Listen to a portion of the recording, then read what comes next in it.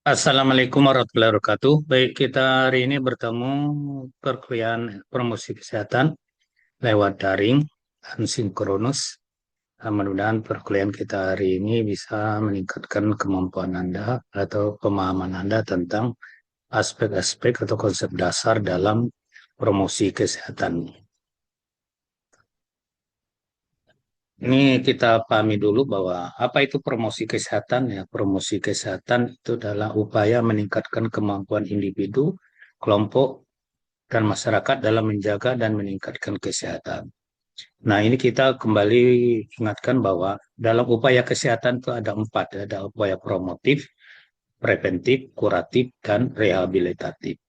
Nah, upaya promosi kesehatan atau promotif ini adalah upaya meningkatkan derajat kesehatan masyarakat. Kenapa promosi kesehatan ini digaungkan lebih lebih apa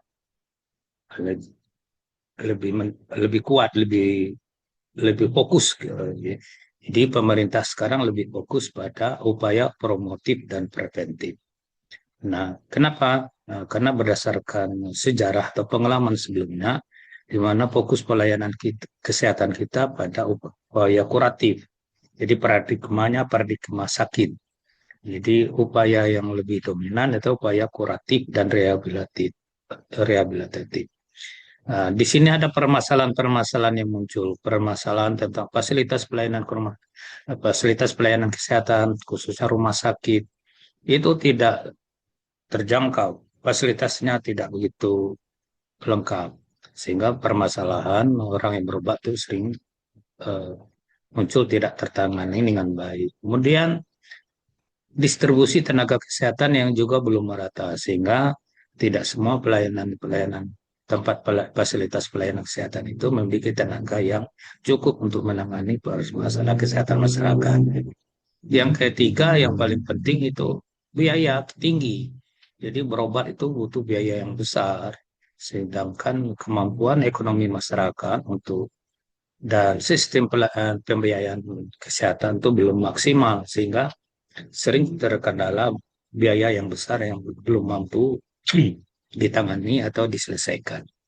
Oleh karena itu, pragma sakit menjadi pragma sehat. Nah, pragma sehat itu bagaimana masyarakat yang sehat tetap dipelihara kesehatannya dan bahkan ditingkat kesehatannya. Oleh karena itu, upaya yang lebih dominan fokus pemerintahan pembangunan kesehatan adalah pada upaya promotif dan preventif atau upaya promosi kesehatan. Nah, mencegah itu lebih mudah, lebih murah daripada mengobati.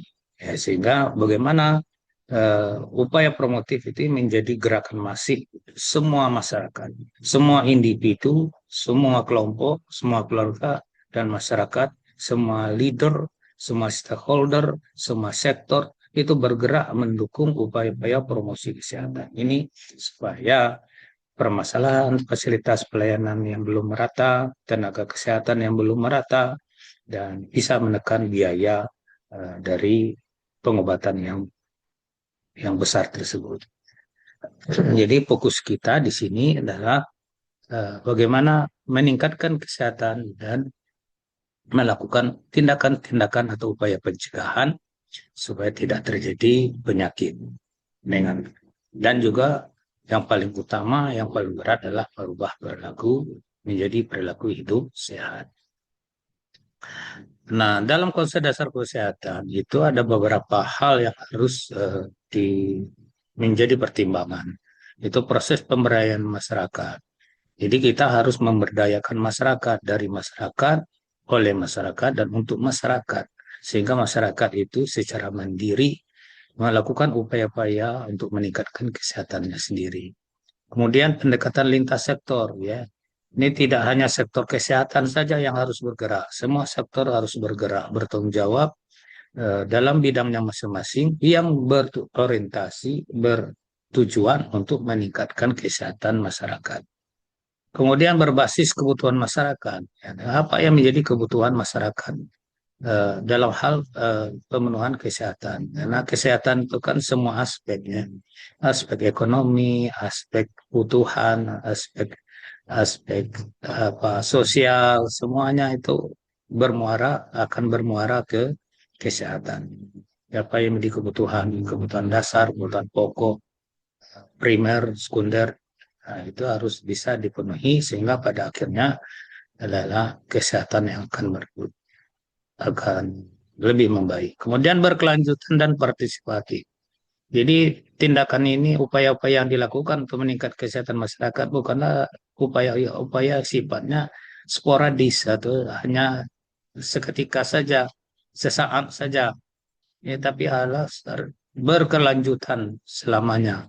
Ya, tidak boleh henti karena setiap masa, setiap generasi itu punya problema masing-masing dan harus melibatkan partisipasi semua orang, ya, semua sektor, semua bidang, ya, dan semua stakeholder. Kemudian mengintegrasikan pendidikan, kebijakan, dan pelayanan. Jadi ada integrasi satu kesatuan antara pendidikan, kebijakan, dan pelayanan sehingga tidak ada yang sifatnya tumpang tindih, tidak ada yang tiba kesenjangan sehingga apa yang diharapkan perubahan kesehatan masyarakat itu tidak maksimal. Nah, ini area promosi kesehatan menurut Ottawa Charter. Ottawa Charter itu membagi ada area promosi kesehatan. Pertama, membangun kebijakan publik berwawasan kesehatan. Nah, kebijakan publik maksud di sini kan eh, hal-hal yang kebijakan yang diambil untuk kepentingan bersama, kepentingan masyarakat yang lebih luas. Apapun kebijakan yang diambil itu berwawasan kesehatan, berorientasi pada meningkatkan kesehatan masyarakat. Ya, contohnya Car Free Day itu kan untuk mengurangi polusi dari kendaraan bermotor dan masyarakat bisa beraktivitas tanpa polusi. Kemudian ada pembangunan kawasan hijau, itu kan pekerjaan publik.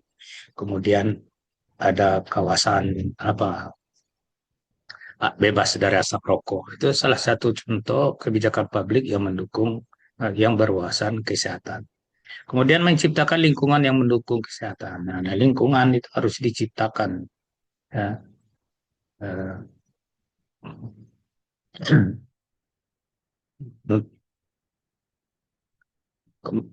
lingkungan yang mendukung ya. Lingkungan itu kan ada lingkungan fisik, ada lingkungan sosial, dan ada lingkungan itu harus diciptakan, dimodifikasi sedemikian rupa untuk mendukung pembangunan kesehatan. Ya. Fisik ini mungkin secara topografinya, geografinya, ya secara geografinya akan punya kerawanan tertentu terhadap masalah kesehatan ini. Daerah pantai kerawanannya apa, daerah pegunungan kerawanan masalah kesehatannya apa. Itu bisa bagaimana lingkungan-lingkungan itu dibuat atau dimodifikasi, diciptakan untuk lebih mendukung kepada kesehatan masyarakat. Kemudian sosial budaya ini lebih pada kultur, budaya, tradisi. Mungkin ada budaya tertentu yang secara kesehatan itu tidak mendukung. Itu perlu diberikan edukasi dan pemahaman kepada masyarakat untuk bisa menguranginya secara perlahan dan bisa hilang dan berubah menjadi perilaku-perilaku yang budaya-budaya atau tradisi yang lebih mendukung pada hidup sehat. Nah, ini perlu upaya bersama, tidak bisa ini dilakukan oleh orang kesehatan saja, sehingga pada akhirnya akan berdampak pada kualitas hidup atau kesehatan yang makin membaik. Kemudian adalah pemberdayaan masyarakat. Nah, ini upaya promosi kesehatan khususnya tidak bisa dilakukan oleh orang-orang kesehatan, tidak boleh bisa dilakukan oleh Kementerian Kesehatan sendiri, tidak bisa dilakukan oleh tenaga-tenaga kesehatan sendiri. Nah, ini perlu upaya pemberdayaan masyarakat, ya, keterlibatan masyarakat, partisipasi masyarakat, semua sektor. Ada tokoh-tokoh formal dan tokoh-tokoh non formal, orang-orang yang berpengaruh, orang-orang yang sangat di dipanuti, ya, didengar kata-katanya. Di setiap daerah kan ada tokoh agama, ya, yang punya posisi sosial yang berpengaruh. Nah, kalau mereka ini kita libatkan eh, dalam upaya promosi kesehatan, itu lebih mudah menggerakkan masyarakat, lebih mudah mengajak masyarakat untuk berpartisipasi dalam kegiatan-kegiatan atau dalam upaya meningkatkan derajat kesehatan mereka.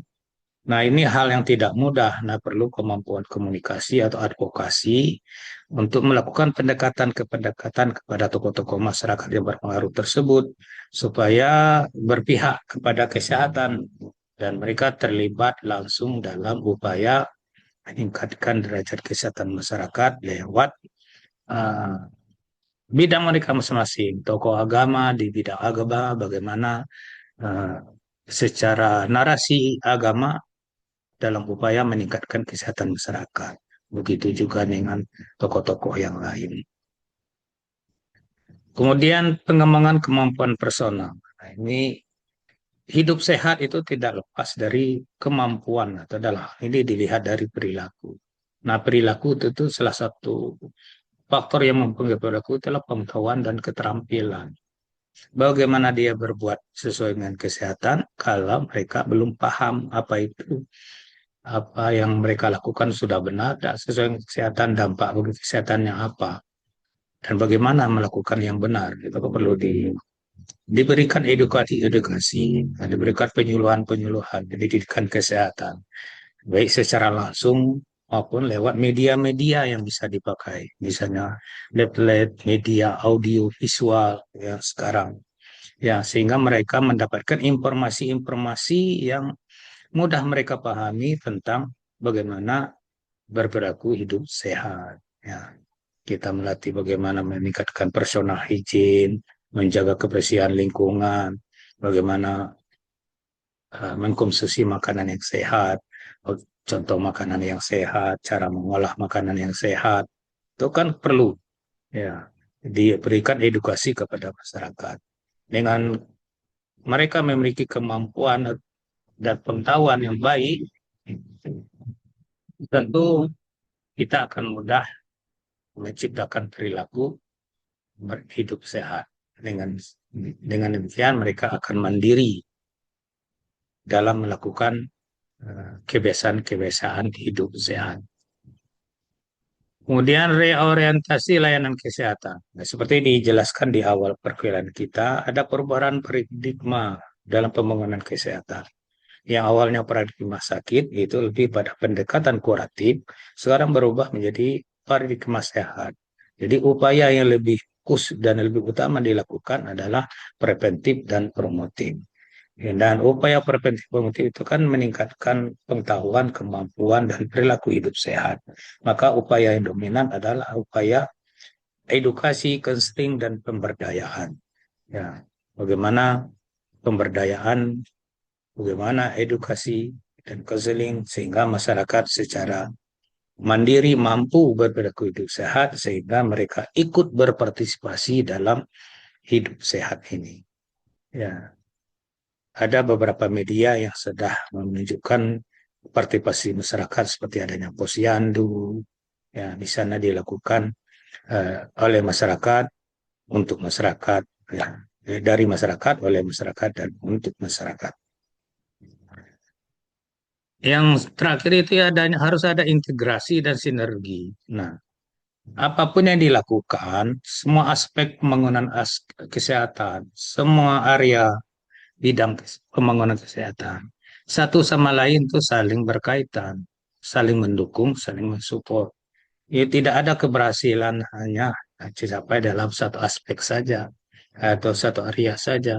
Di semua area itu bergerak bersama-sama sehingga tujuan atau hasilnya akan lebih maksimal. Lebih maksimal sehingga apa yang menjadi harapan kita yaitu masyarakat hidup sehat, mandiri secara pribadi, individu, kelompok, keluarga, dan masyarakat dalam hidup sehat. Jadi dari penjelasan tadi dapat kita ambil suatu ringkasan atau kesimpulan bahwa upaya promosi kesehatan adalah suatu strategi yang sifatnya komprehensif. Tidak hanya bergantung pada satu area saja, tidak hanya tergantung pada satu strategi saja, tidak hanya tergantung pada satu sektor saja, tidak hanya tergantung pada satu bidang saja. Tapi semua harus bergerak secara bersama-sama sesuai dengan kapasitas dan bidang dan keahlian masing-masing, sehingga apa tujuan masyarakat sehat itu bisa ditingkatkan. Dan ini perlu upaya yang sangat masif, kebersamaan, supaya upaya promosi kesehatan ini lebih maksimal. Supaya apa tadi permasalahan eh, fasilitas pelayanan yang belum terjangkau semua daerah, tenaga kesehatan yang belum merata di setiap daerah, dan biaya yang tinggi dalam pengobatan itu bisa diminimalkan. Saya rasa ini penjelasan dari perkuliahan kita hari ini. Diskusi kita bisa lakukan kapan saja, baik di dalam kelas maupun di luar kelas, maupun apakah itu lewat uh, daring maupun luring. Dan kita bisa diskusi untuk bisa lebih memahami apa yang kita pelajari pada pokok bahasan kali ini. Saya rasa demikian. Terima kasih. Assalamualaikum warahmatullahi wabarakatuh.